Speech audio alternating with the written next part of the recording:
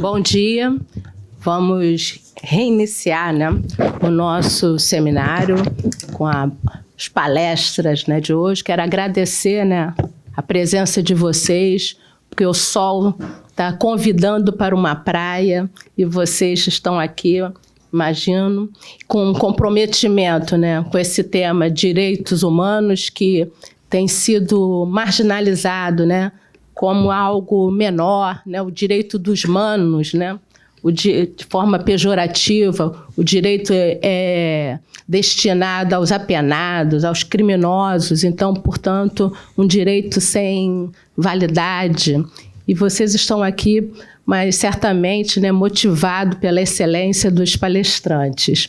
E com isso eu inicio, né, a apresentação do primeiro, que é o Dr. Daniel Sarmento. Preciso do óculos.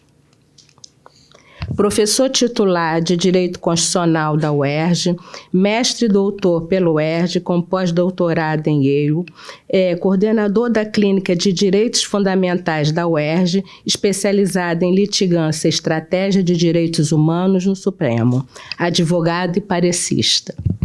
Obrigada. Bom dia. Acho que não está funcionando, né? Tá. Agora tá? Tá. Então, bom dia a todas e todos. Um prazer enorme estar aqui na PGE, esse grande centro de excelência em pensar e fazer o direito. Saúdo aqui a Annelise, saúdo o Paulo Iotti, né? Prazer dividir a mesa com vocês. Paulo Iotti, que também é um advogado de causas importantes de direitos humanos no Supremo. Agradeço aqui ao convite na pessoa do meu querido amigo professor Anderson Schreiber, certamente um dos maiores juristas do Brasil. E eu vou passar aqui para o tema que me foi designado, que é de tendências no campo dos direitos humanos. Eu não sei se o título é exatamente esse, mas a ideia é essa, né? Como o tema é muito amplo e o tempo é escasso, eu botei aqui uma lista de algumas tendências, eu não sei se eu vou ter tempo de percorrê-las todas. Eu vou falando e, eventualmente, depois, acho que vai ter uma oportunidade para debate, eu posso mencionar algumas outras tendências. Então, eu primeiro vou situar o tema no cenário brasileiro atual. Dependendo do resultado eleitoral anterior, a gente não poderia nem estar discutindo, talvez, esse assunto. Eu, talvez, por exemplo, tivesse preso. Então, assim, a gente saiu de um buraco e ainda faz sentido discutir direitos humanos no Brasil, né? A gente escapou da retórica de que direitos humanos é para humanos direitos. E isso, todavia, está muito longe de significar que a gente conquistou a proteção dos direitos fundamentais. Há uma distância oceânica ainda entre as promessas generosas da Constituição de 88 ou das declarações de direitos humanos de que o Brasil é signatário e a realidade da população brasileira, especialmente da população mais vulnerabilizada. O Brasil tem um Estado de Direito com vários quistos de Estado de exceção implantados nesse Estado de Direito. Por exemplo, a inviolabilidade do domicílio, ela me protege na minha casa em Ipanema, ela não protege os moradores das favelas do Rio de Janeiro, tema que é objeto, inclusive, da DPF das favelas, em que eu sou advogado, e a PGE está do outro lado. A gente tem desigualdade muito profunda e falta de acesso de direitos fundamentais para amplas camadas da população brasileira, e um pouco esse é o desafio maior quando a gente discute hoje direitos fundamentais. Então eu vou começar falando aqui de algumas tendências que estão conectadas com a minha percepção de quais são os problemas reais, né? Eu acho que aqui, embora o título da palestra seja tendências teóricas, acho que não dá para a gente desconectar teoria e prática, né? Então, o primeiro ponto que eu destacaria é foco nos vulneráveis, nos grupos vulnerabilizados. Se a gente olhar a trajetória ao longo do tempo do discurso dos direitos humanos, não era assim, né? Então, por exemplo, se a gente vai ali para Estados Unidos, os Founding Fathers, momento de elaboração da Constituição norte-americana, em que se falava muito em minorias. De quem que eles estavam pensando quando eles falavam nas minorias? Tem muitos estudos históricos que mostram. Estavam pensando nos ricos, que tinha medo de aprovação de leis que favorecessem os pobres e privassem os ricos da sua propriedade privada, né? É óbvio que a gente ainda encontra muito a retórica dos direitos invocada para defender interesses de elites econômicas, de elites culturais. Grandes empresas invocando direitos, às vezes contra medidas de cunho distributivo ou medidas com enfoque socioambiental, né? A gente encontra ainda o discurso de direitos utilizado de uma maneira, na minha opinião, que constitui quase que uma apropriação indébita. Mas acho que a gente tem que enfatizar que grupos vulnerabilizados hoje postulam, reivindicam direitos e que as portas estão mais abertas para essas reivindicações do que estiveram no passado, né? Quando hoje a gente luta por direitos, a gente está com frequência pensando na população das favelas, na população negra, na população LGBT+, nos povos indígenas. A gente, em geral, né, fica um pouco mais desconfiado quando a gente vê a reivindicação de direitos por grandes corporações ou por pessoas da elite econômica. Isso não quer dizer que isso já tenha se concretizado no mundo real. É muito difícil, por exemplo, achar no Supremo Tribunal Federal uma ação em que não haja alegação de ofensa a direitos fundamentais, e a imensa maioria das pessoas que estão litigando no âmbito do Supremo, das partes, são as pessoas que têm poder econômico, que têm poder político e continuam mobilizando essa gramática com os melhores advogados, com os melhores advogados privados ou públicos. Mas a gente pode destacar que hoje há esse olhar que busca a tutela dos grupos mais vulnerabilizados. Associada a essa primeira tendência, eu vou destacar uma segunda tendência, que é o do protagonismo das vítimas das violações de direitos na luta pelos direitos. Isso, às vezes, na retórica hoje, inclusive de redes sociais, de debates na esfera pública, às vezes chamado de lugar de fala, né? É a ideia de que quem é vítima, quem está numa posição de subordinação, tem que ter a sua voz ouvida, tem que ter a sua voz respeitada, tem que ter a sua voz escutada e que deve ser o protagonista nas lutas pelos próprios direitos. Isso, obviamente, não significa que pessoas que não são de grupos vulneráveis, como eu, que sou um homem branco, hétero, de classe alta, etc., etc., não podem ou não devem se engajar nessas lutas. Eu faço disso um pouco a minha missão de vida. Mas significa que a gente tem que aceitar o nosso papel de coadjuvante e saber, né, que a gente tem muito a aprender e não um saber que a gente vai generosamente ou de maneira paternalista compartilhar para ensinar para os outros quais são os caminhos de luta, né? Isso tem se traduzido em movimentos importantes, primeiro na esfera pública e também no campo do direito. Então, na esfera pública, hoje, por exemplo, há muita cobrança de que você tenha escritores e escritoras negros e negras falando, né, de problemas que os afligem. Há uma cobrança maior, por exemplo, nas redações de jornais, para que essas pessoas possam participar e as suas vozes sejam ouvidas. Nas universidades, que são espaços muito relevantes de poder, a gente tem hoje a penetração maior de camadas de grupos vulnerabilizados. Eu tenho muito orgulho de ser professor da UERJ, que foi a primeira faculdade do Brasil a instituir política de ação afirmativa e cotas raciais. Eu sempre gosto de contar uma coisa que aconteceu comigo como professor dando aula, né? Exatamente sobre inviolabilidade do domicílio.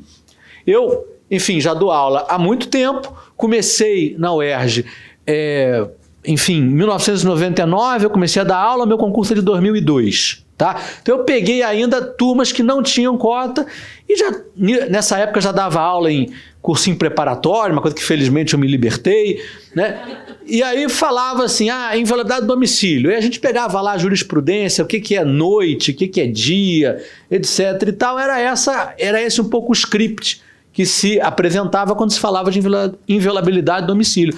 Aí um dia, um aluno, eu lembro, sentado ali na metade para o fundo da classe, levantou e falou assim, professor, mas não é assim não.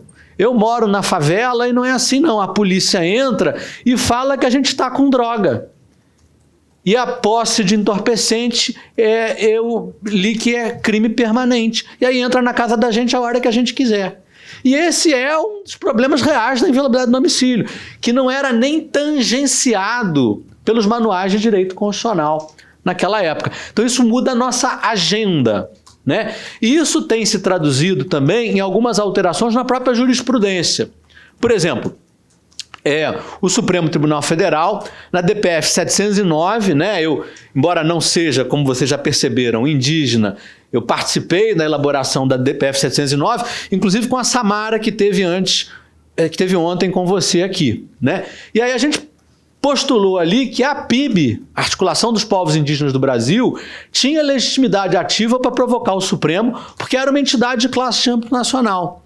O Supremo lia entidade de classe de âmbito nacional numa ótica muito assim, tem que representar corporação profissional ou econômica que deixava os grupos vulnerabilizados de fora, né? Essa foi a primeira adesão do plenário, já tinha decisões individuais, né? Que reconheceu, não, pode, porque entidade de classe de âmbito nacional também são essas que representam grupos vulnerabilizados. Na DPF das favelas, uma decisão do ministro Fachin, que vai falar para vocês mais tarde, reconheceu a possibilidade de que a missicúria ingressasse sem ter sequer personalidade jurídica, que eram as representações das favelas, de grupos que moravam nas favelas, que não tinham sequer constituído pessoa jurídica, pelas N dificuldades que isso representa na sociedade brasileira. Então isso tem a ver com ouvir os grupos vulnerabilizados. Eu sou advogado, represento o Movimento Nacional de População em Situação de Rua, e uma das coisas mais bonitas que aconteceu nos últimos tempos foi uma audiência pública no Supremo com a população em situação de rua, em que população em situação de rua teve lá no Supremo, no STF, falando e os ministros ouvindo. Então, literalmente, gente que mora na rua. Isso é uma coisa muito bacana, muito bonita, né? E que significa, de alguma maneira, uma certa abertura das portas de espaços que historicamente estão fechados para esse grupo. Chegamos lá? Claro que não.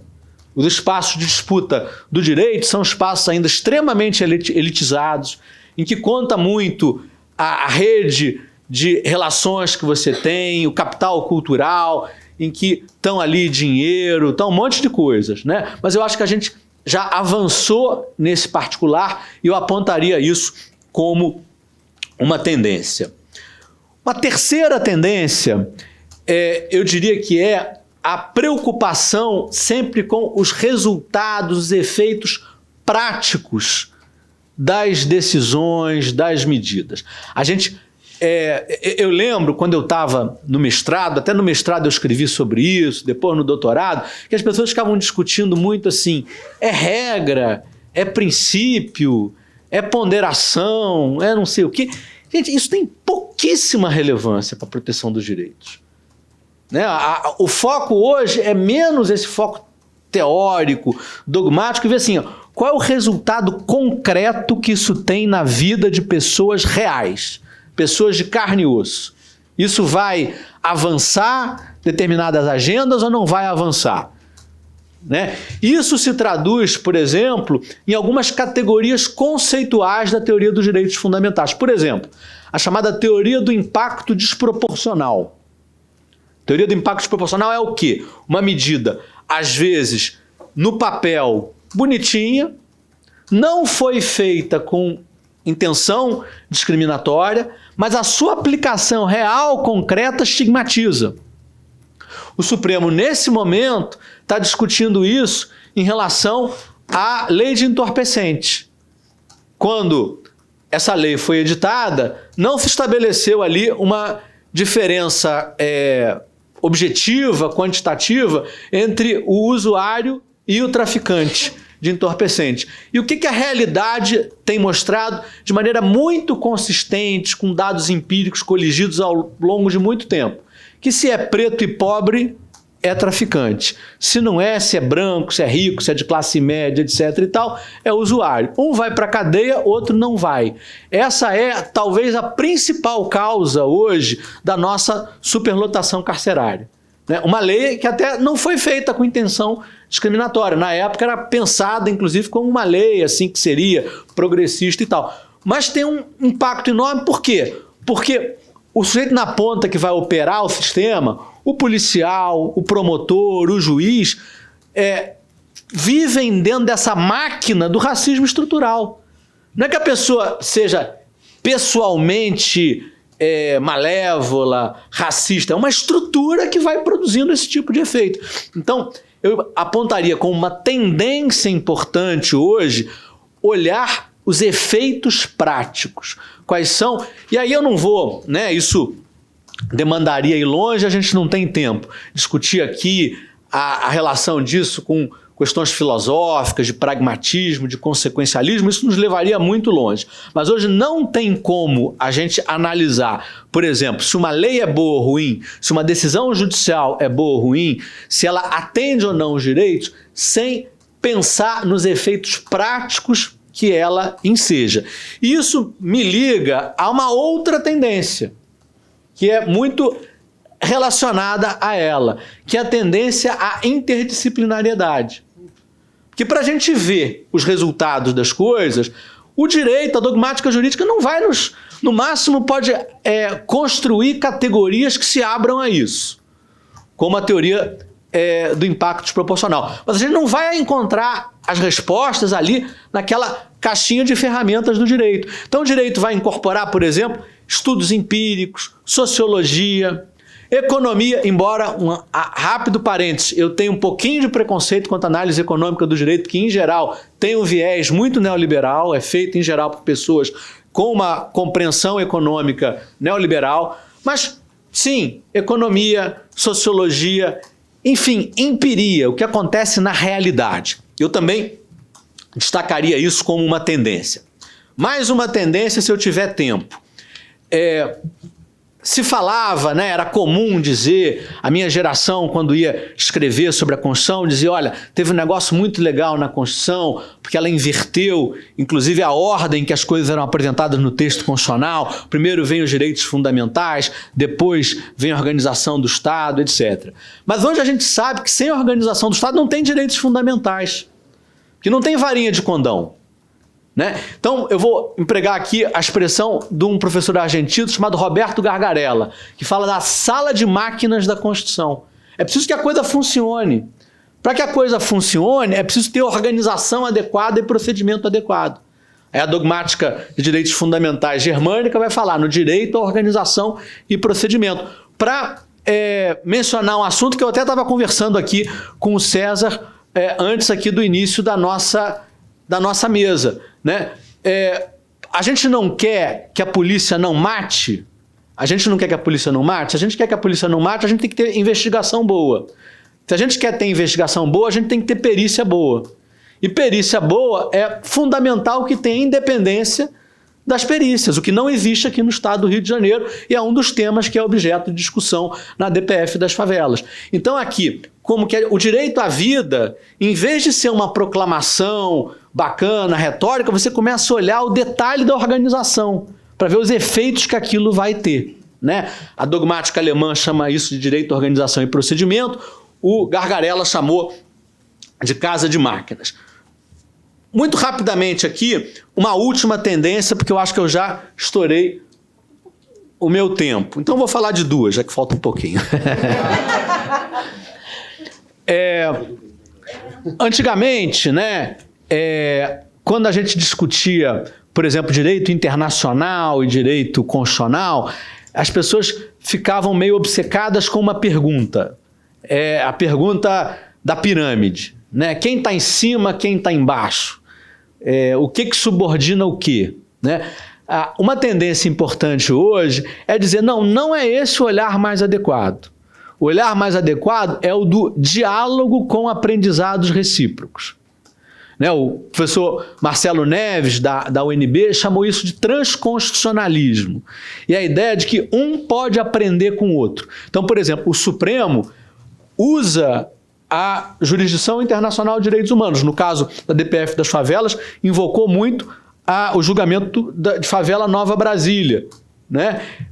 A questão não é a corte está em cima do Supremo ou o Supremo está em cima da corte. Não é o tratado internacional está acima da Constituição ou está abaixo ou tem hierarquia. É outra lógica. É a lógica de que se há uma convergência de propósitos de defesa dos direitos humanos, é possível aprendizado recíproco. Como disse o Marcelo Neves nessa obra que eu citei, o ponto cego o outro pode ver. Então, às vezes, você está de fora, você consegue ver. Às vezes, você está de fora do sistema interamericano, você consegue ver qual é o ponto cego deles. Às vezes, você está de fora do sistema brasileiro ou não está ligado àquelas injunções políticas que marcam o funcionamento das instituições brasileiras, você consegue ver alguma coisa. Né? Eu espero que isso se potencialize ainda mais. Anteontem, por exemplo, teve uma decisão muito importante da Corte Interamericana de Direitos Humanos que apontou um problema muito sério nos direitos humanos brasileiros, que nós somos a única democracia do mundo em que a justiça militar julga civil e julga militar por violação de direitos humanos de civil. Justiça militar que tem, na última instância, 15 ministros, dos quais 10 são oficiais generais das Forças Armadas que não têm formação jurídica. Não há exigência de formação jurídica. Dos 10 que hoje atuam lá, 9 não têm nenhuma formação jurídica. Como é que ele vai julgar civil? Né? Ele não foi treinado para isso, ele foi socializado para valorizar o quê? Hierarquia, disciplina, etc. Né? Então, essa tendência do diálogo de fontes, do diálogo de cortes, e não em pensar ali numa pirâmide em quem está em cima e quem está embaixo. E eu finalizo com uma última tendência, que é a dos processos estruturais. Qual é a tendência dos processos estruturais? Eu soube também que a minha queridíssima amiga Flávia Pelvezan mencionou na fala dela de ontem esse aspecto.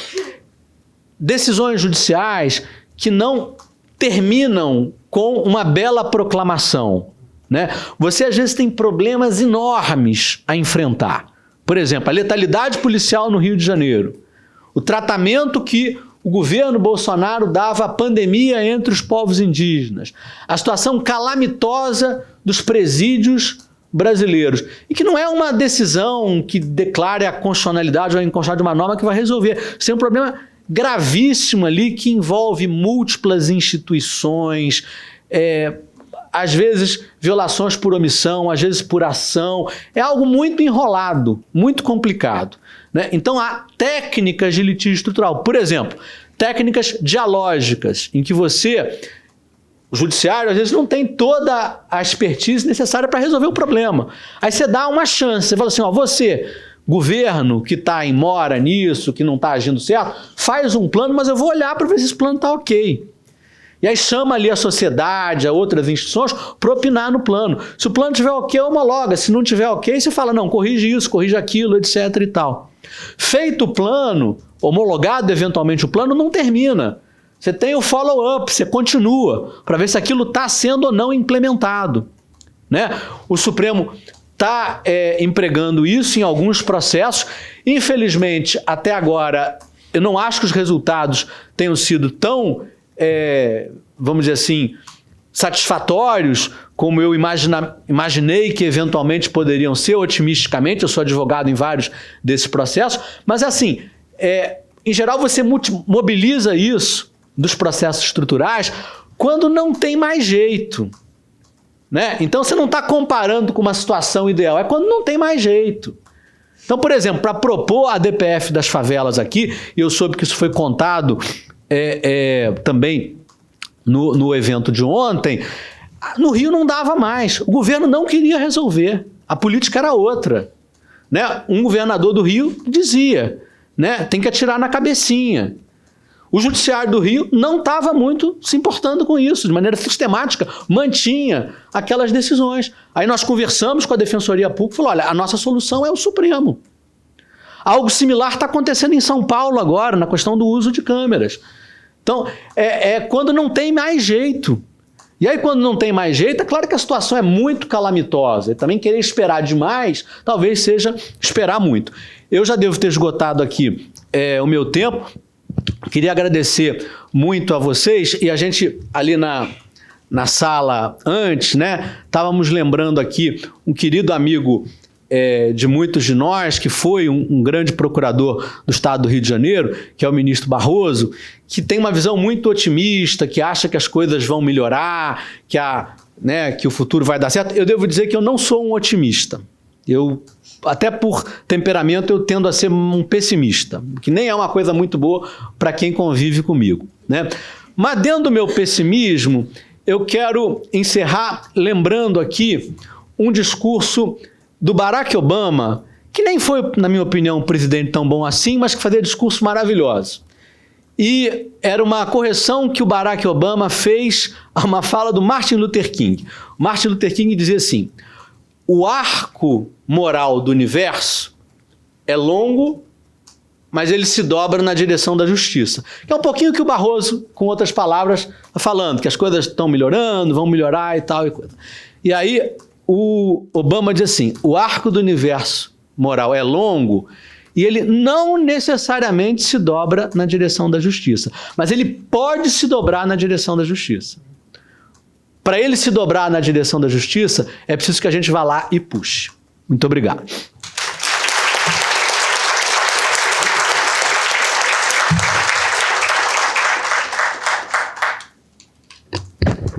Obrigada, professor, pelas suas palavras inspiradoras e compartilhar com a gente as suas reflexões. O senhor falou do professor Barroso, que foi nosso colega, mas aqui na sua fala também me fez lembrar um outro colega, o Roberto Lira, seu colega, que já trazia mais de 30 anos atrás o direito achado na rua. E mais ou menos o que o senhor tem feito durante esse seu percurso, tentando trazer um alargamento, né, dos conceitos jurídicos para alcançar a todos os movimentos sociais e pessoas marginalizadas. Muito obrigada. E vamos, na sequência, com o professor Iotti. Cadê a sua? Bom. Leio tudo? Não, estou brincando agora. Eu vou ficar só. Opa. Bom, professor Paulo Iotti, doutor e mestre em Direito Constitucional pela Instituição Toledo de Ensino, especialista em Direito Constitucional pela PUC de São Paulo, especialista em Direito da Diversidade Sexual e de Gênero, em Direito Homoafetivo, professor universitário e advogado, sócio do IBDFAM, Instituto Brasileiro de Direito de Famílias, diretor jurídico do CEMEAR Diversidade, diretor-presidente do GADES, Grupo de Advogado de Diversidade Sexual e de Gênero. Com você a palavra. Muitíssimo obrigado, doutora Alice, professor Daniel, muito bom dia a todas, todos e todos. Um grande prazer estar aqui, acho que pela primeira vez, na Procuradoria-Geral aqui do Estado do Rio de Janeiro, para dividir reflexões com vocês. Um prazer dividir a mesa com o professor Daniel Sarmento, conhecer a doutora Alice também, dialogamos. Estava falando aqui nos bastidores, eu ainda não estou acostumado muito a dividir mesa com gigantes do direito, como o professor Daniel Sarmento, o professor Anderson Schreiber, né? Estudei por livro deles, por estudo, e nos inspiram até hoje, vocês viram por quê, por uma fala tão bela do professor Daniel. E para poder falar um pouco, então, sobre o tema dos direitos humanos, né? Direitos humanos, discriminação e homotransfobia. agora não sei se foi erro meu, né? Ficou o direito das pessoas trans, ou focar em pessoas trans no final, sim, mas falar um pouco da homotransfobia, não é em geral. Então, perdoem-me para já começar falando, né? Porque acho que temos uma inconstitucionalidade, professor, o tempo da proteção insuficiente à disseminação do tempo acadêmico, né? Então, me perdoem a brincadeira, mas para falar então, o que é discriminação? Tratados internacionais têm um conceito mais amplo, né, sobre negativa, anular, impedir, menosprezar. Eu confesso que eu não consigo decorar esse conceito, mas assim, você negar, menosprezar, diminuir, negar direitos e liberdades fundamentais. Eu fico com o conceito clássico de discriminação, que eu acho que não é incompatível. A discriminação inconstitucional se refere à conduta de tratar alguém de forma distinta de outras pessoas e de maneira arbitrária, sem justo motivo. Quando você fala em discriminação, só o termo sozinho, está normalmente se referindo a esse sentido negativo e pejorativo, de discriminação negativa, de negar direitos sem justo motivo. Mas tem também a expressão discriminação positiva, né, que se refere a ações afirmativas para a superação das discriminações negativas, que são estruturais, institucionais, históricas e sistemáticas. A expressão discriminação positiva é usada já em sentido normalmente positivo de medidas constitucionais, de medidas coerentes com a Constituição. Mas se a discriminação positiva for considerada arbitrária ou violadora de alguma norma constitucional específica, ela vai ser declarada inconstitucional também. Então, por isso que eu foco nesse conceito que discriminar significa tratar alguém de maneira arbitrária, que é inconstitucional. O professor Celso Antônio Bandeira de Mello tem um livrinho clássico, né, o conteúdo jurídico do princípio da igualdade. A discriminação a lei tem que buscar pessoas indeterminadas e indetermináveis, não é, para não beneficiar pessoas concretas, e tem que ter uma correlação lógico, abstrata e racional com o critério diferenciador erigido. Então eu falo, a discriminação vai ser constitucionalmente válida quando houver motivo lógico, racional, que justifique a diferenciação pretendida a partir do critério diferenciador erigido. O que, obviamente, existe nas cotas e ações afirmativas, né? Alguém manda a Suprema Corte dos Estados Unidos estudar a diferença de discriminação negativa para discriminação positiva. É uma decisão, com todo respeito, teratológica. Mas assim, então vamos entrar. Então a gente fica com a nossa DPF 186, a DC 41, sobre o direito à igualdade material, justificar as ações afirmativas por cotas raciais fenotípicas, né, nas universidades e em concursos públicos para superar a discriminação histórica, estrutural, institucional contra pessoas negras, indígenas e demais grupos vulneráveis abrangidos. Falando então da homotransfobia. Um termo que eu não criei, mas eu ajudei a difundir o termo, né? E no Supremo, eu tenho o privilégio de ter levado o termo ao Supremo, e o Supremo acolheu o termo no julgamento da homotransfobia. Então, como crime de racismo, que eu vou falar muito brevemente daqui a pouco. A homotransfobia é a violência física e a discriminação, é a violência física ou simbólica, né? Violência em geral e a discriminação, motivada na orientação sexual e identidade de gênero das pessoas. Homofobia não se refere à discriminação só contra homossexuais em sentido estrito, quem se relaciona só com o mesmo sexo ou gênero, e muito menos a homem, porque o prefixo homo significa mesmo. O prefixo fobia, eu até acho que tem uma fobia psiquiátrica em quem discrimina, assim, muito inconsciente. E você falar que é inconsciente é maravilhoso, que se é inconsciente a pessoa não sabe que é, né? Mas assim, então, fobia é usado no sentido de preconceito e discriminação. Então, é a discriminação, a violência motivada contra quem se relaciona com pessoa do mesmo sexo ou gênero, exclusivamente ou não.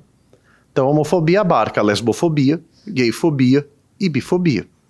Com isso, eu não quero dizer que não é para usar o termo específico. Lésbicas e bissexuais vão ficar bravíssimos se vocês falarem, não, eu vou usar o termo geral. Não. Se tiver a demanda específica, você usa o termo específico. A ideia é que homofobia abarca qualquer discriminação e violência por orientação sexual. Como transfobia, toda violência e discriminação por identidade de gênero.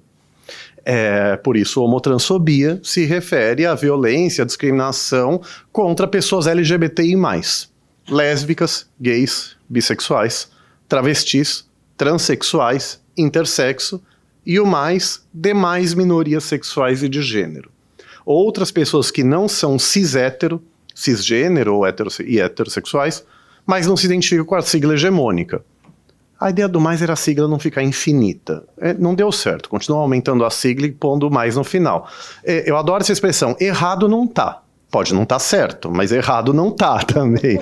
Mas eu uso LGBTI+, que é a sigla usada pela ILGA, International LGBTI Association, Corte Interamericana, Justiça Europeia, Sistema Interamericano, etc. Então eu uso LGBTI+. Não tem sigla errada, existe critério e você assume ele.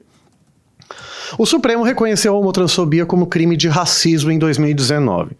Sem legislar e nem fazer analogia, pelo amor da deusa. Gente, vocês podem discordar da decisão. Qualquer decisão é criticável. Mas a menos que você acuse 8 ministros e ministras de terem mentido na fundamentação, você não pode dizer que o tribunal fez analogia. As pessoas criticam a decisão sem ler. Porque ou não leram, ou estão deturpando com uma fé subjetiva, aquela do CPC, alterar a verdade dos fatos a seu favor. Artigo 80, inciso 2, eu deixo escolher. Gente, é óbvio que é polêmico falar que homotransfobia é racismo. Isso é evidente. Eu falei isso da tribuna do Supremo em sustentação oral. Mas o que o Supremo fala? Ele não fez analogia. E por que eu explico isso? Eu falo que num país sério eu podia dar uma resposta grosseira de falar, você discorda, o Supremo manda, cumpra a decisão, né? Como infelizmente esse não é um país sério, muita gente integrante do judiciário, e me permitam dizer com todas as vênias do Ministério Público, também da advocacia, só cumprem decisões quando entendem ou acham que o Supremo não rasgou a Constituição. Então assim, a lei e a Constituição falam em raça, cor e etnia em palavras diferentes. Isso quer dizer que raça é um conceito mais amplo que cor e etnia, que critérios fenotípicos e genotípicos, por aquela máxima hermenêutica de que a lei não tem palavras inúteis. Raça é elemento normativo do tipo penal, no sentido de termo do tipo penal, que é definido por concretização do judiciário, por valoração, por juízo valorativo, ao contrário do elemento descritivo, que é definido totalmente pela lei. Em 2003, o Supremo disse que o antissemitismo é forma de racismo. E vejam, o voto vencedor, mesmo Mário Corrêa falou, o fato é anterior a 1990, quando acrescentaram religião, etnia e procedência nacional. Estava lá só raça ou cor na lei de racismo. Então enquadraram o antissemitismo como crime por raça. Até porque se fosse crime por religião não racista, estava prescrito. O Supremo falou que o antissemitismo é racismo para puxar a imprescritibilidade do racismo. Daí, no acórdão do HC 82424, o Supremo adotou os conceitos antropológicos de raça social e racismo social. Porque pelo projeto Genoma, o mapeamento da genética humana que concluiu pela unicidade biológica da humanidade, sim, somos todos humanos. Mas o racismo persiste como fenômeno social, afirmou o Supremo. Porque se fosse um conceito biológico, ele seria crime impossível como categoria penal. Um autor, não vou dizer quem, critica a minha posição dizendo que o Supremo, lá em 2003, teria falado só de racismo social e não de raça social. Nessas horas eu falo, cara, esse é o Sheldon Cooper, né? Quer dizer, como assim? Se é racismo é porque tem raça envolvida. Mas olha como as pessoas não leem, ou não lêem com atenção. Está escrito, adota-se o conceito antropológico atual de raça social. Segundo a professora Sônia Blumfeld Ramagem, da antropologia, eu vou parafrasear rapidamente, não é? Raça se refere a um critério classificatório que visa separar as pessoas a partir do grupo social que elas integram por critérios físicos, diz ela, é o racismo tradicional, fenotípico, por cor, ou por critérios culturais, está escrito no acórdão, definição dela. Raça é uma poderosa construção social criada para legitimar a desigualdade. Daí, racismo social se a valoração negativa de pessoa em razão do grupo social que integra para inferiorizá-la relativamente a integrante do grupo social hegemônico, disse o Supremo em 2003. Eu só acrescento a ideia de desumanização, é a desumanização inferiorizante de um grupo social relativamente a outro. Aí, em 2019, o Supremo ratificou esses conceitos para enquadrar a homotransfobia como crime por raça. Tá lá, página 97 do voto do ministro Celso de Mello. Vocês sabem, gente, as pessoas me elogiam de eu decorar as coisas, mas vocês sabem por que eu decorei a bendita página? Porque as pessoas não enfrentam o argumento da decisão. O sentido de raça, que não se limita a fenótipo, genótipo, se refere o conceito de raça a uma arbitrária construção social para legitimar a desigualdade. E eu fico, sinceramente, sempre um pouco constrangido de citar isso, porque é uma das 8 vezes que o ministro Celso de Mello me cita no acórdão, para falar o conceito geral e abstrato de racismo abarca a homofobia e a transfobia, como diz Paulo Roberto Iotti Vecchiati, do racismo como sistema classificatório de classificação, desumanização, inferiorização de grupos sociais entre si, servindo raça como cláusula valorativa da lei penal para permitir a evolução do racismo para outros conceitos. Tem lá cor, etnia, religião, procedência nacional, tem raça junto. Porque lá em 2003... ministros Nelson Jobim e Maurício Correia, que foram deputados constituintes, disseram: a gente escreveu na Constituição raça e cor em palavras diferentes para isso, para permitir que racismos não percebidos em 88 fossem reconhecidos depois. Eu me arrependo de ter falado cláusula valorativa e não elemento normativo do tipo, mas quem usa cláusula valorativa é Klaus Roxin.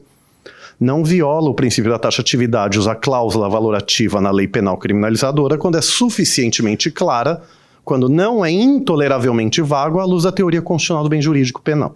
Posso falar disso depois. A discussão séria seria sobre a taxatividade, mas a menos que você fale que todo elemento normativo do tipo é inconstitucional, por supor esse tipo de valoração, você tem que aceitar algum conceito que admita essa valoração. Mas a gente deixa para depois. Então, aí a gente entra no aspecto prático. Eu acho que eu tenho 5 minutos ainda, estou olhando aqui. Obrigado. Vou tentar não passar do tempo, mas deu certo. Eu ensaiei lá, eu era a pessoa que não passava do tempo, agora eu tenho passado, então eu tenho me esforçado. Não vamos fazer homem branco fazendo branquice e homenzice, né? Por favor, né? Embora gay tem outros critérios, né, que a gente se enquadra, né, como grupo hegemônico. Então, sempre perguntam, aonde está na lei penal orientação sexual e identidade de gênero para fazer BO? Eu tenho uma tese, professor Samento, professor Anderson e demais, né? As pessoas lerão a tese do Supremo, se é que leram. Tá lá, conceito de racismo, é político-social, trabalho como outras pessoas devem pensar, mas onde está na lei orientação sexual e identidade de gênero? Para ver como as pessoas não leem ou acordam. É crime por raça. Raça e cor e etnia em palavras diferentes. O silogismo, interpretação literal, não é interpretação extensiva, criminalizadora, que eu acho curiosíssimo muita gente aceitar no penal. Não é interpretação analógica, que isso é parte dos critérios da lei para outros. Não, é interpretação literal. Nestes conceitos de raça e racismo, a homotransfobia é crime por raça enquanto crime de racismo social. Então, qualquer crime por raça, em qualquer lei, abarca a homotransfobia. É aí que você tem que ir fazer no boletim ou registro de ocorrência. E em 2021, o Supremo reconheceu a injúria racial como forma de racismo, HC 154248. Eu queria saber, com todo respeito, como se pode seriamente dizer que ofender o indivíduo em sua honra subjetiva por elemento racial, por xingamento racista, não é racismo. Aí eu mando estudar, doutora analista, as pessoas ficam bravas comigo. Mas, pois é, eu mando mesmo. Então, quer dizer, o bem jurídico é o mesmo. A doutrina penal vai falar, racismo visa proteger a dignidade humana, contra a segregação, injúria racial à honra. Você ataca a honra da pessoa pelo pertencimento dela àquele grupo social, por você negar a dignidade humana dela e querer segregá-la. O bem jurídico é o mesmo. Mas assim, isso foi uma diferença que a jurisprudência inventou, porque ela inventou isso antes de 97, quando positivaram a injúria racial no Código Penal. Mas agora, desde janeiro de 23, em que tiraram ela do Código Penal e botaram na lei antirracismo, agora não tem mais essa desculpa formal. Injúria racial é forma de racismo. E, por favor, ação penal pública incondicionada. Era condicionada à representação, porque o 145 do Código Penal fala que o 140 parágrafo 3º é condicionado à representação. Bom, não está mais lá, está na lei de racismo, então agora é incondicionada, mesmo quando é ataque ao indivíduo por elemento racial. E por que eu estou falando isso? Nessa dicotomia, ofender a coletividade LGBTI+, por homotransfobia, configura racismo homotransfóbico. Racismo contra a coletividade, digo eu. Já ofendeu o indivíduo LGBTI+, por homotransfobia, é injúria racial homotransfóbica, ou racismo contra indivíduos. Eu falei isso com o senador Paulo Paim, em outro projeto de lei que também queria. O projeto de lei de 90, que gerou a lei de 97, eu tenho um artigo no Conjur, a vontade do legislador subjetiva, mens legislatores, considerou a injúria racial como racismo. Como integrante do conceito constitucional de racismo, ofendeu o indivíduo em sua dignidade ou honra. Ignoraram isso até 2021. O Paim chama a injúria racial de racismo pela injúria. E tá certo, você pratica racismo pela forma da injúria contra indivíduos. Em termos de homofobia, aí entrando, porque agora acabou meu tempo, mas entrando muito rapidamente nos exemplos práticos. Falar, aspas, gays são pedófilos, fecha aspas, um preconceito histórico contra nós homens gays, mesmo com 1000 estudos mostrando que uma coisa tem nada a ver com a outra, racismo homofóbico. Vocês falarem, aspas, Pauliotti, você é um gay pedófilo, fecha aspas, injúria racial, injúria racista, homofóbica. Negar casais do mesmo sexo, pegar agora alguns exemplos comuns. Negar casais do mesmo sexo ou gênero de adotar conjuntamente, de se hospedar em algum hotel, algum lugar enquanto casal, em cama de casal. Quiseram me colocar em cama de solteiro. Falei, não, é cama de casal. Então aí aceitaram, né? Não precisei processar a pessoa, que bom. Não permitir manifestar afeto da mesma forma que permite ou tolera de casal heteroafetivo. Nessa hora acusam a gente de estar praticamente fazendo sexo na mesa, porque as pessoas não têm a dignidade e decência de assumir o que fizeram. Não, selinho, andar abraçado, enfim, aquilo que você acha normal ou tolera entre casal heteroafetivo, tem que aceitar ou tolerar em casal homoafetivo. São exemplos de discriminação homofóbica. Racismo homofóbico por discriminação, artigo 20 da Lei 7716. Praticar o preconceito por raça, no sentido de raça e racismo sociais que abarcam a homotransfobia. Sobre pessoas trans, que são as pessoas que não se identificam com o gênero que lhes foi atribuído ao nascer, então como homem ou mulher, em razão do genital. Nasceu com pênis, chama de homem. Mas a pessoa cresce e se entende como mulher, e vice-versa. Nasceu com vagina, é designado como mulher, mas se entende como homem, depois quando tem autonomia da vontade. E não é quando crescer, a criança LGBTI+ existe, tá? Eu sei que eu me atraio por pessoa do mesmo sexo desde os 7 anos. Vocês desde crianças, certamente, os homens héteros achavam bonitas algumas mulheres. Bom, eu achava bonito Tom Cruise e Val Kilmer sem camisa em Ases Indomáveis, Top Gun. Ainda não vi Maverick, o segundo filme. Então, desde os 7 anos, me aceitei para mim mesmo com 13. A criança trans existe. A criança não tem essa terminologia, mas da mesma forma que a gente acha normal o afeto lúdico, eu disse lúdico, quem me acusar de sexualizar a criança vai ser processado por dano moral e racismo homofóbico, defendendo, tá? Sabe, andar de mão dada, o que é o amor quarta série? Puxar o cabelo de quem você gosta, né? Tem menino que quer esse afeto lúdico com menino e menina com menina, a criança LGB. E tem a criança que se identifica com outro gênero, a criança trans. Então, a criança LGBTI+ existe. Quem nega isso, eu falei no Supremo, é a minha citação favorita da DO 26.4733. Quem nega isso é quem incorre em ideologia de gênero. Ideologia de gênero existe sim. Ela é heteronormativa, cisnormativa e machista. A única ideologia de gênero que existe é a que prega a superioridade da heterossexualidade sobre as outras orientações sexuais, da cisgeneridade sobre as demais identidades de gênero e do homem sobre a mulher. Então, sobre pessoas trans, alguns exemplos. Não respeitar o nome social da pessoa trans, o nome com o qual ela se identifica, sem ter mudado o nome civil.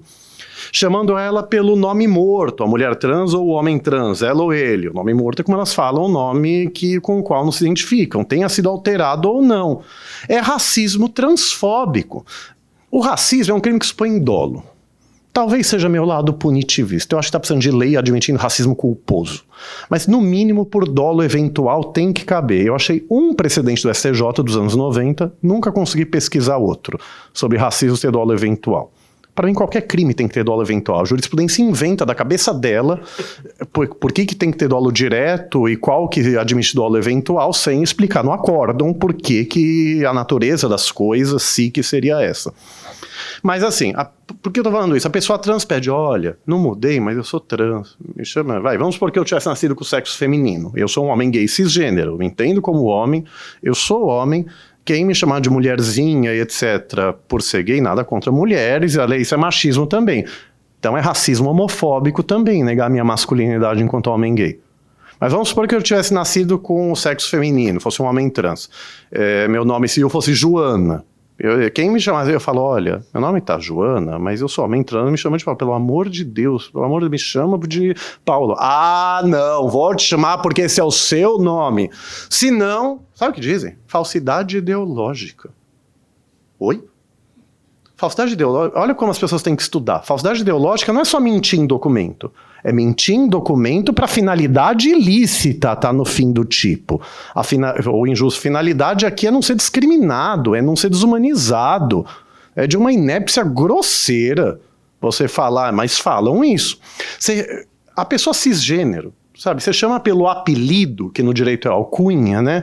Mesmo não sendo nome civil, porque só na pessoa trans tem essa dificuldade de chamar pelo bendito nome social. Então, discussões de dolo direto ou eventual à parte, pelo menos provado o dolo, e nesse caso, não, me chama assim, vou chamar pelo seu nome civil e não tô nem aí. Dolo direto para mim.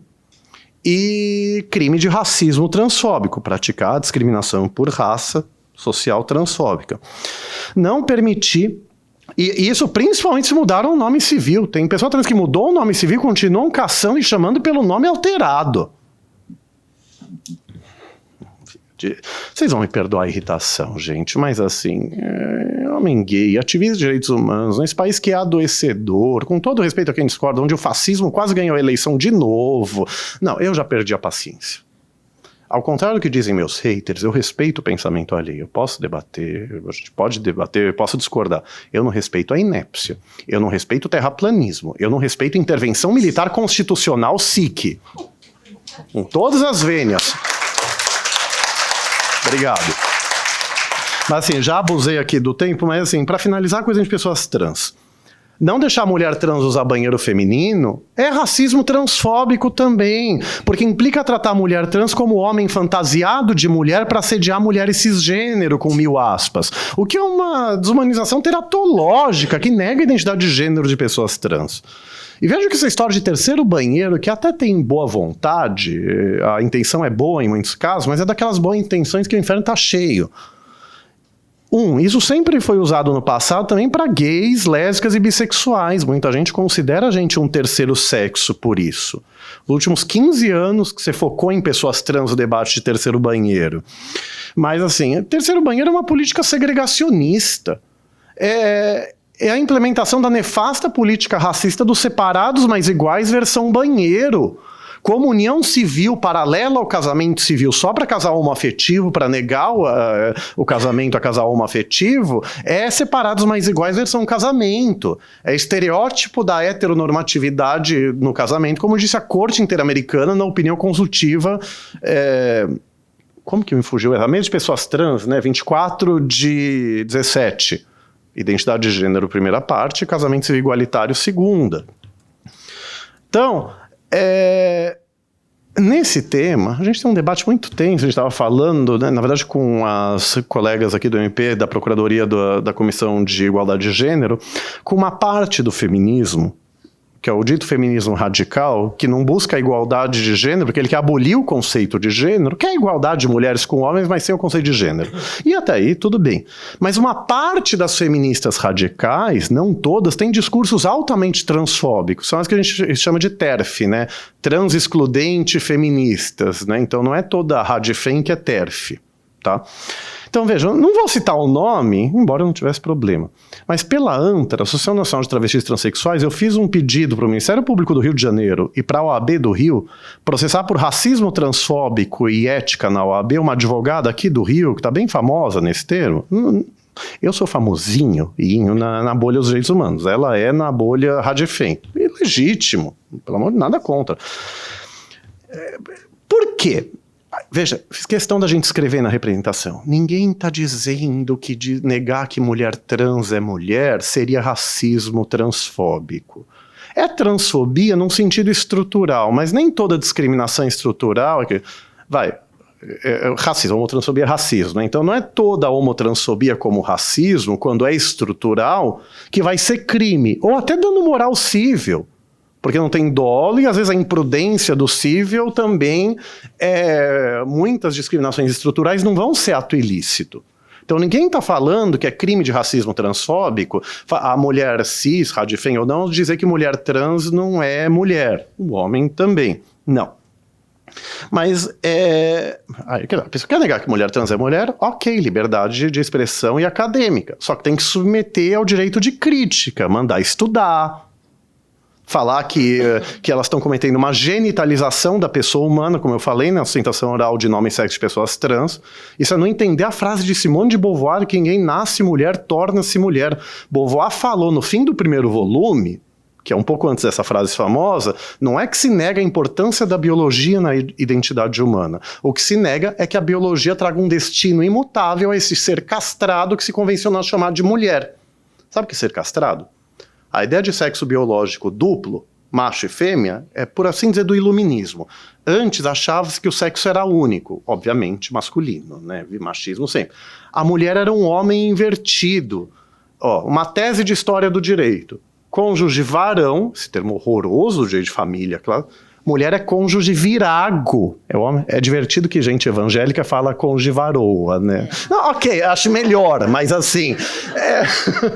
mas assim, já estou abusando do tempo, mas assim, para mim é muito evidente que Beauvoir está se referindo a esse paradigma do isomorfismo, sexo biológico único.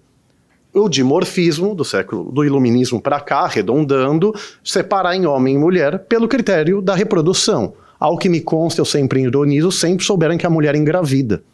E ela era considerada um homem, um macho invertido. É isso que Butler quer dizer quando ela diz que sexo biológico também é uma construção cultural. Ninguém nega que as pessoas menstruam, engravidam, etc., pela sua biologia. O que se nega é que isso traga um destino imutável, o macho ser superior à fêmea, no caso, e se nega que isso traga um destino imutável identitário em geral, interpretando Beauvoir de uma maneira mais principiológica. Então tem que aceitar ser chamada de transfóbica. A gente está sofrendo muito, pessoas negras também, no racismo em geral, eu falo, você faz um discurso racista negrofóbico. Foi racista, eles estão processando a gente. Nossa, você está me acusando de crime. Eu fiz uma defesa pela ANTRA, que eu não vou divulgar o nome porque a ANTRA pediu, em breve vamos divulgar. Mas aí eu escrevi isso. Eu como gay, tenho o direito de te acusar de homofobia se eu achar que seu discurso é homofóbico, independente do judiciário concordar comigo ou não, sendo crime ou não. Calúnia é imputar fato sabendo que o fato não foi praticado.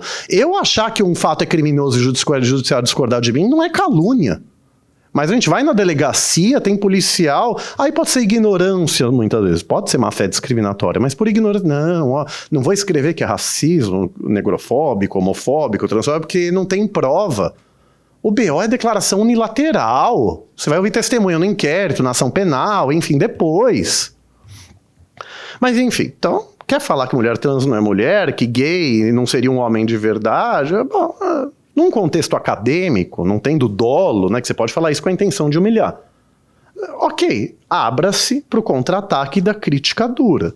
Então ninguém está falando que, principalmente mulher, que acha cisgênero, que não acha mulher transmulher, negar que a mulher seria crime, não. Mas olha o que ela falou, eu não abri aqui, desculpa, mas assim, a gente pegou uns 10, 12 prints dela, manifestação em rede social, que assim, ela chama a mulher trans de aspas, assediador, estuprador, pedófilo, tilápia, que é um pedaço de... Esta tilápia se sente, sei lá, uma picanha. Olha a desumanização, racismo é desumanização. Então é esse tipo de discurso contra LGBTs em geral que a gente denuncia. Juro que eu finalizo mesmo que é um caso muito emblemático, e olha que é cível. Eu conheço o professor Adilson José Moreira, nossa grande autoridade de direito antidiscriminatório do Brasil. Eu quase chorei quando ele me mostrou o PDF do racismo recreativo antes de publicar um caso de ódio, né? Justiça do Trabalho, que é cível, onde imprudência é ato ilícito. A branquitude se fantasiou de Ku Klux Klan numa festa de fim de ano de empresa. Todo mundo sabe que você é obrigado a ir. Um funcionário negro processou no cível, onde a imprudência é ato ilícito. O TRT falou que não era racismo, não era injúria racial, era uma brincadeira. Olha, eu tenho falado há 1, 2 anos, ao lado da litigância de má fé, que a gente tem que falar, Então, eu não tenho nenhuma paciência com um colega da advocacia inepto. Eu critico o Judiciário e o Ministério Público, mas na advocacia também. A gente tem que começar a falar da judicatura de má-fé. Dessas decisões teratológicas, que se eu escrevo isso, eu sou condenado por má-fé. Então, o Judiciário pode?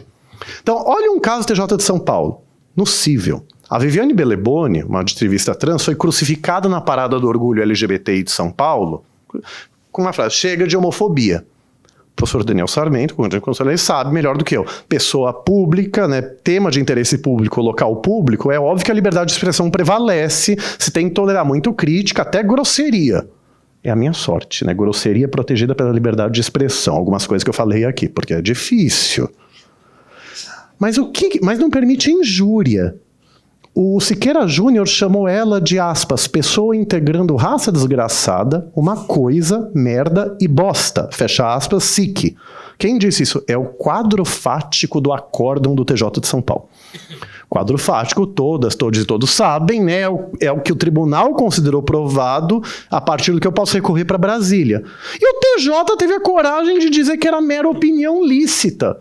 Não era nem dano moral cível. E o STJ, que outro dia provou, que é o tribunal que existe para me irritar, capítulo 12.387, concordou que ela não foi atacada pessoalmente. Como assim? Ela foi chamada de pessoa integrando raça desgraçada. Aí, por sorte, eu consegui no Supremo uma monocrática do ministro Toffoli anulando esse acórdão e falando: aguarde julgar a repercussão geral, onde a gente vai definir limites da liberdade de expressão.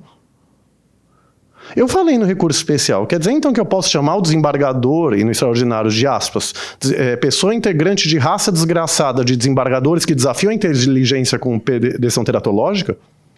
Eu quero dizer, como eu sempre digo, que eu acho que eu não posso dizer isso, mas a resposta tem que ser a mesma. E eu achar que o Siqueira cometeu racismo homotransfóbico e o judiciário falar: não teve dolo, não teve isso, aquilo, eu não estou cometendo calúnia, ele praticou o fato. Então a gente tem o direito de falar isso. Então esses são alguns exemplos, assim, para vocês, mas a gente precisa muito do apoio do Ministério Público, e esse é o ponto importante.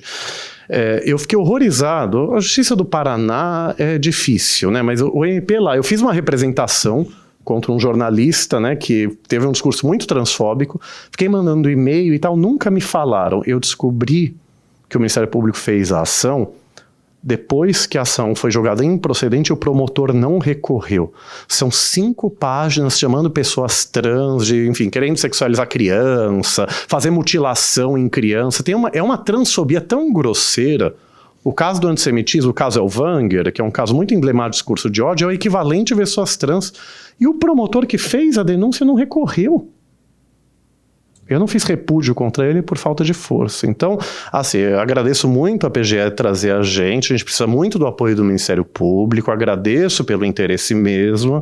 Se eu não achasse nada disso, eu só não falava, tá? Eu sou assim. Então, agradeço mesmo e fico à disposição. Desculpa ter passado tanto do tempo. Obrigado.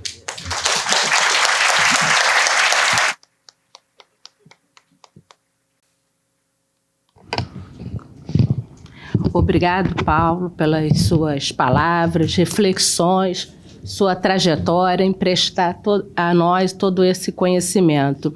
E a sua clareza é notável, impressionante. Nós aqui, em grande parte aqui, somos avesso ao direito penal, mas a sua exposição, a sua explicação nos remete ao conhecimento e à reflexão. Muito obrigada. Gente, nesse momento está aberto a perguntas, indagações.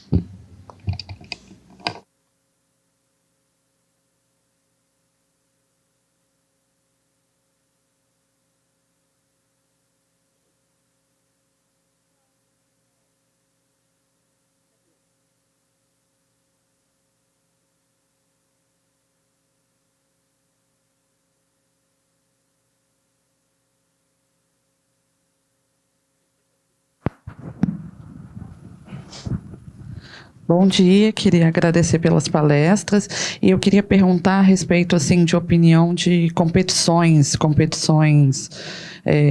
esportivas a respeito de participação de trans digamos assim, na categoria feminina, né? Porque geralmente eles obtêm êxito e aí as outras participantes que não não lograram primeiro lugar na competição, acabam questionando de questões de superioridade até biológica, hormonal e tudo mais. Qual a opinião dos senhores a respeito disso, por favor?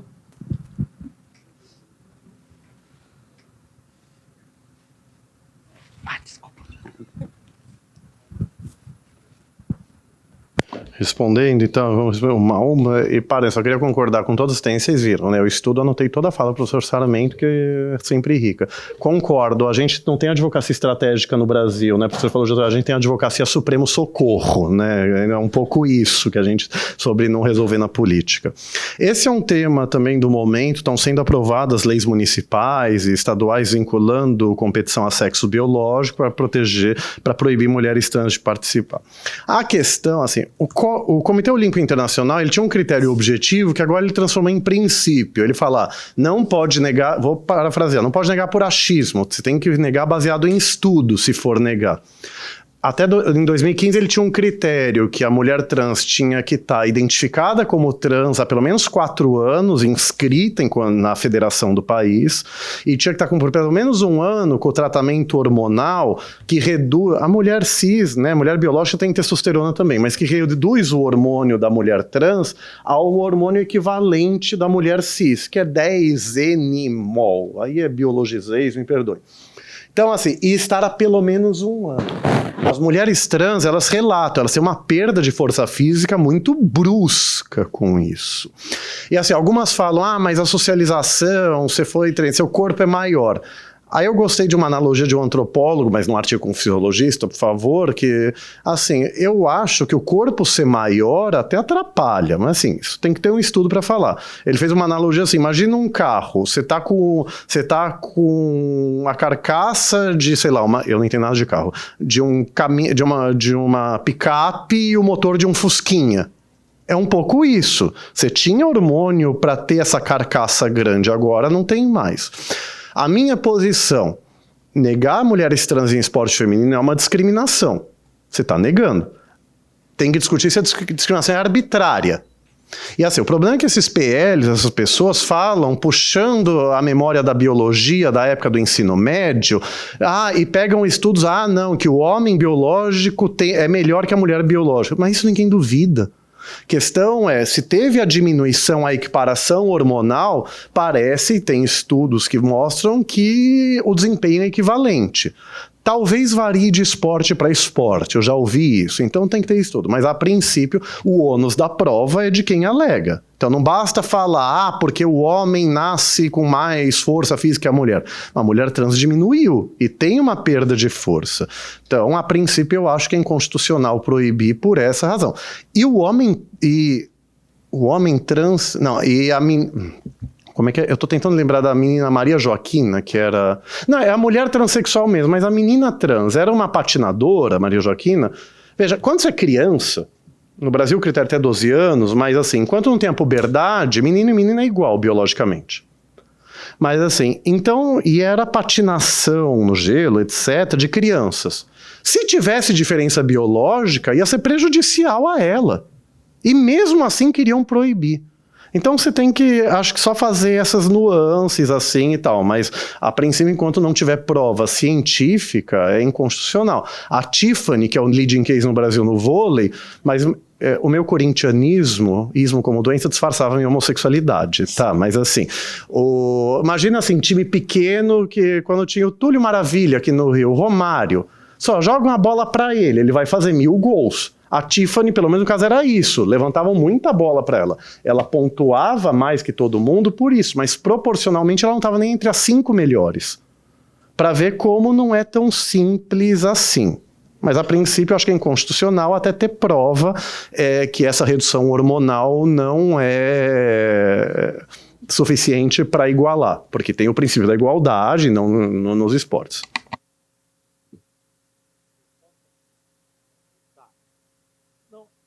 Eu acho que esse é mais um caso de pretexto para fazer guerra cultural. Então, assim, acho que o contexto permite que a gente note que é uma discriminação clara. Assim, as pessoas que estão legislando sobre isso não estão nem aí para a questão esportiva, né?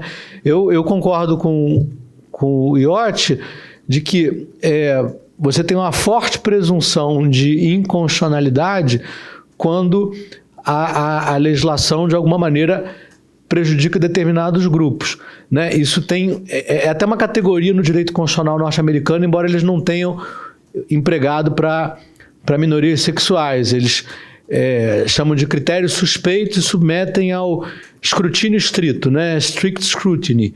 E aí você meio que presume a inconstitucionalidade das leis. Para mim é um caso claro e a análise do cenário também torna mais claro. Se a gente quisesse, ainda podia ir para um outro aspecto.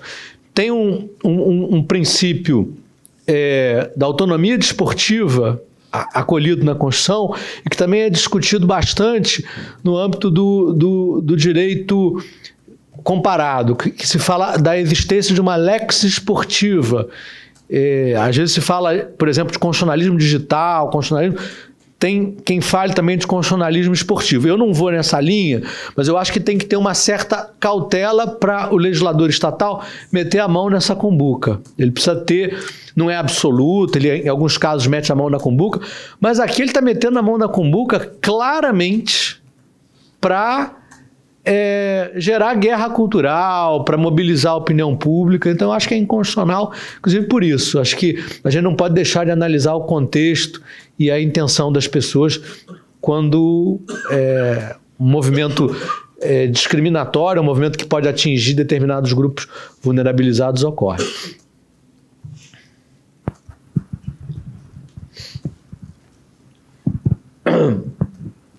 Bom dia. Primeiramente, eu gostaria de agradecer aos professores. É muito boa essa absorção de conhecimento com empolgação. Então, a minha pergunta vai para o professor Daniel Sarmento, porque o professor estava falando sobre as questões dos efeitos práticos das decisões judiciais, dos processos estruturantes, da multidisciplinariedade, do diálogo das instituições. E aí eu queria saber a opinião do professor quanto ao papel, e se deveria ter um papel, do Poder Judiciário com relação ao monitoramento dos resultados práticos das suas decisões. E aí, a primeira decisão que eu vi isso sendo um pouco delineado aqui no Brasil foi com relação à DPF 828, das desocupações, com a determinação das comissões, né, de mediação. E eu confesso que eu não sei como que está sendo o monitoramento disso, mas eu gostaria de saber a opinião do professor com relação a essa questão. Tá. Eu também sou advogado na 828, advogo pelo MTST na 828. E realmente é um exemplo em que isso está acontecendo. Acho que outros casos também...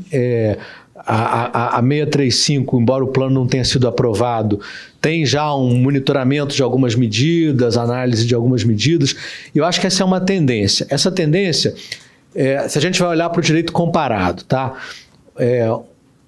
Que, aliás, eu aproveito aqui para falar de alguma outra questão teórica que não deu tempo de eu mencionar na minha fala, que é a valorização no direito comparado do sul global. Quer dizer, antigamente a gente ia falar de direito constitucional, era exemplo de Estados Unidos e Alemanha. Nos últimos tempos é mais Colômbia, África do Sul, Índia, né? A valorização do sul global, não só por uma questão política, de ser contra o colonialismo, etc. e tal, mas também porque é muito comum que esses outros países passem por problemas parecidos com os nossos, né? De muita desigualdade, de estruturas, enfim, que não funcionam de maneira sistêmica e tal. Então, fechando parênteses, por exemplo, estado de coisas inconstitucional, que foi empregado em algum desses processos, uma categoria que veio lá da Colômbia. Eles começaram a usar sem monitoramento. Inclusive, o primeiro caso foi sobre prisão. Deu totalmente errado, não funcionou nada.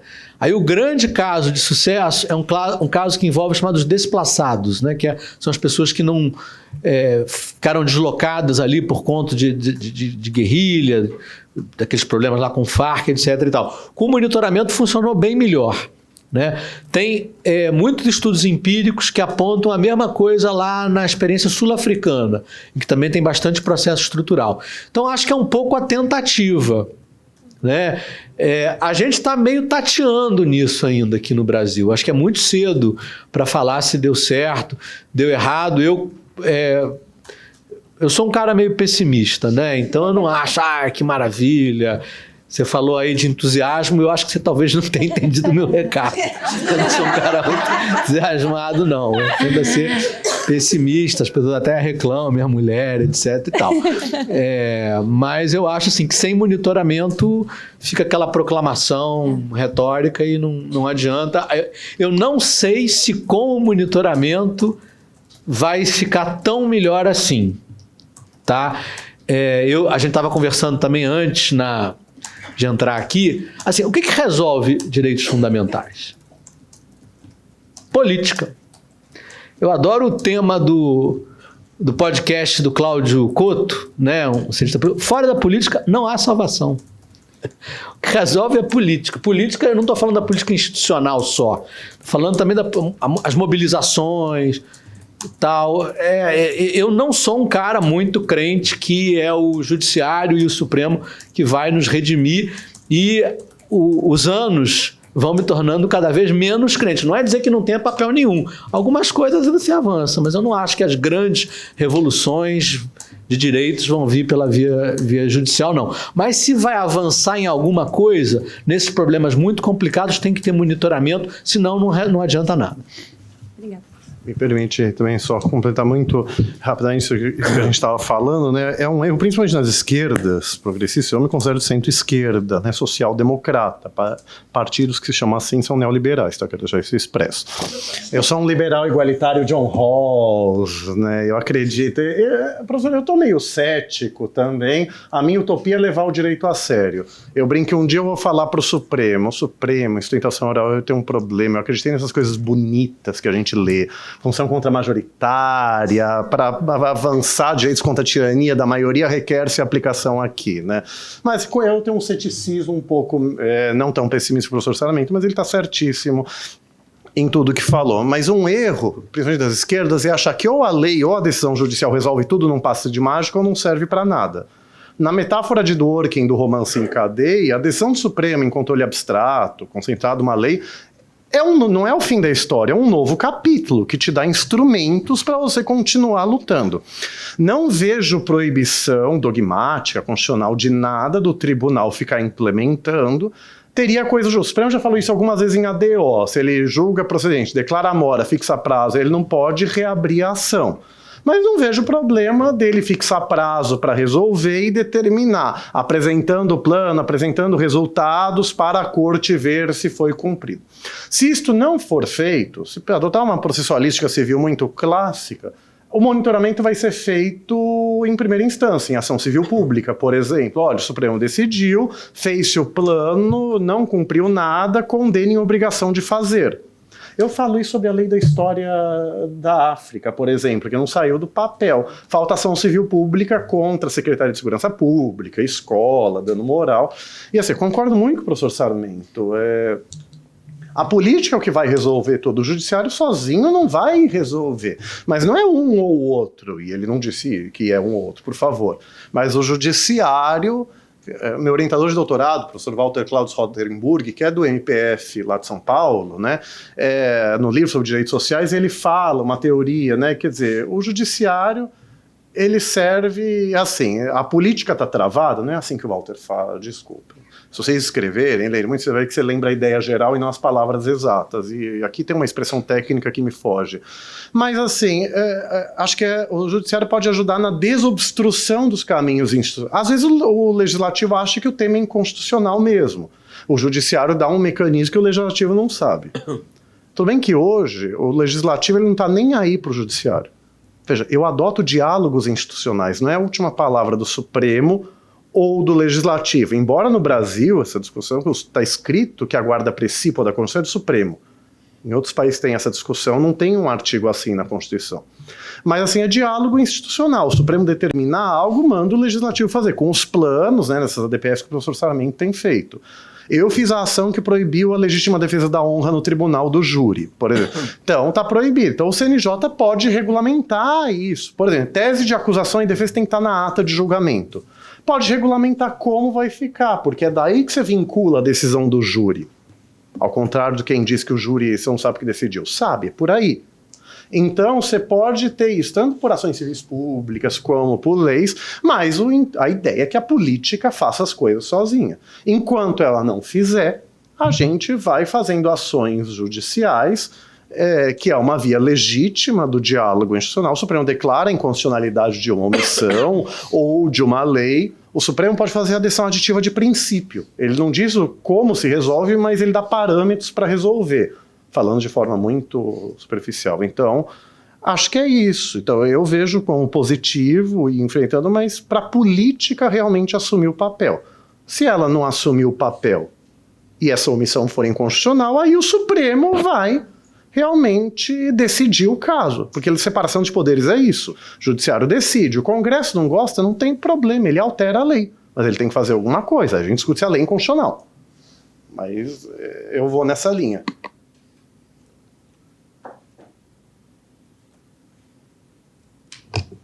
Não há mais perguntas? Então, vamos encerrar esse painel para o almoço e retornamos que horas, Anderson, com o Fachin? 15h30.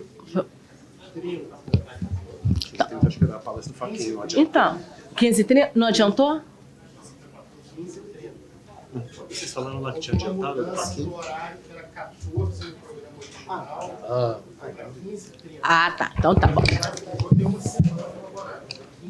Então tá. Então vamos para o almoço e retornamos às 15h30 para a palestra do ministro Fachin. Beleza.